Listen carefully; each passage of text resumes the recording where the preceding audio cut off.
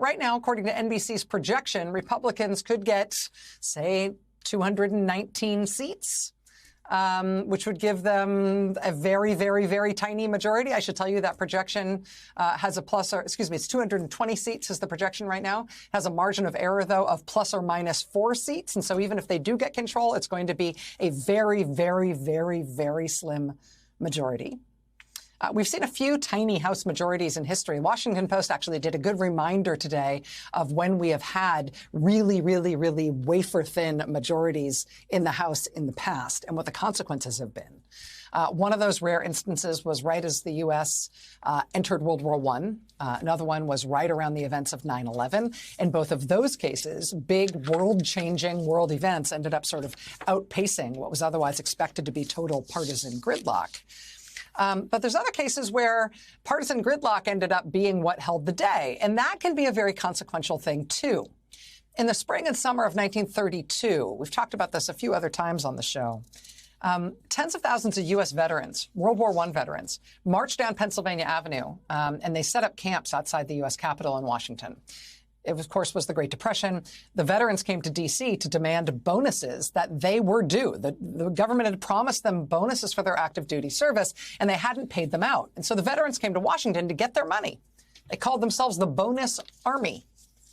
It ended horribly when the veterans refused to leave. President Herbert Hoover called in the U.S. military and sicked the military on them to throw the veterans out bodily.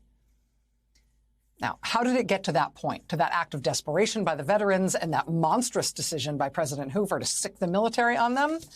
Well, it was gridlock. Congress had debated the awarding of those bonuses for years. There was some congressional support for them. Republicans at the time were opposed to paying the bonuses. They had a 1-seat majority in the Senate. That was enough to bottle it up in the Senate.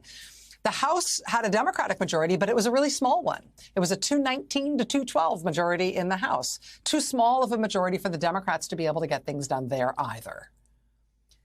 That's the sort of thing that can happen with a very, very slim majority in Congress, particularly if you've got a slim majority in both houses. I mean, unless you've got some sort of major world event that unites political enemies, partisanship can very easily block even very important stuff when majorities are that thin in Washington.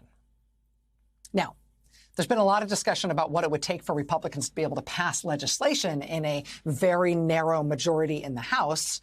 I think in realpolitik, today in 2022, looking at the House Republicans and what they want to do, I don't think anybody expects them to actually have real legislation that they want and expect to pass. I mean, even if they did have goals for legislation, they've been quiet about them thus far. They didn't run on those goals, and they're not going to want to pass anything that the Democratic-controlled Senate would vote for anyway, let alone something that would be signed into law by Joe Biden.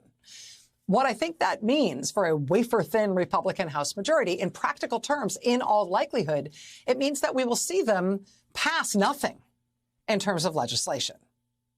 The consequence of them having a majority, even a 1-seat majority, is that they will control the committees, and they will therefore control subpoena power, and they will therefore be able to turn themselves into an investigation machine, a scandal-generating body of government, where they investigate everything Joe Biden has ever done, thought, eaten, drank, or gestured at in his entire life. That is going to be the consequence of the House going to the Republicans, if, in fact, that is the way it goes. A narrow majority is a recipe for them passing nothing. I doubt they care very much about that. But even a 1-seat majority is what they need to be able to control the committees, launch investigations, and honestly, that's all they want anyway.